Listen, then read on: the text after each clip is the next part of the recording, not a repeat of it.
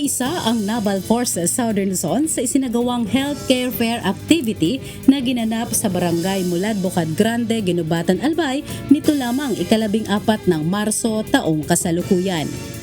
Ang healthcare fair activity ay isang sama-samang inisyatiba ng mga pambansa at lokal na ahensya ng pamahalaan sa pangunguna ng 9th CMO Battalion Philippine Army kasama ang iba pang katuwang upang maihatid ang mga pangunahing serbisyong pangkalusugan direkta sa mga komunidad. Ang pakikilahok ng NAVFORSOL sa ilalim ng pamumuno ni Commodore Estelito B. Lagadja Jr. Philippine Navy Commander NFSL ay sumasa ilalim sa matatag na pangako ng Philippine Navy na paglingkuran ang sambayanan habang pinatitibay ang pakikipag-ugnayan nito sa mga sibilyang otoridad bilang suporta sa pambansang kaunlaran at kapakanan ng mamamayan.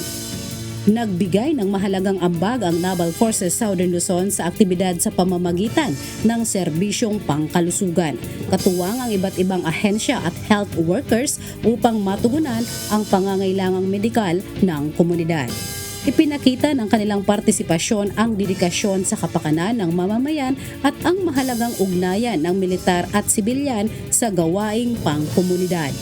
Pinagtibay rin ito ang papel ng Philippine Navy hindi lamang sa pagtatanggol ng bansa kundi bilang aktibong katuwang sa makatao at panlipunang serbisyo.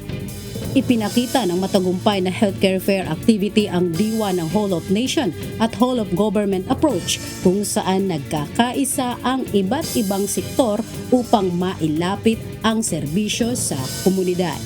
Nasaksihan ng mga dumalo ang matibay na pagtutulungan ng Armed Forces of the Philippines, mga civil authorities at ng publiko na may iisang layuning mapabuti ang kalusugan at kapakanan ng bawat Pilipino.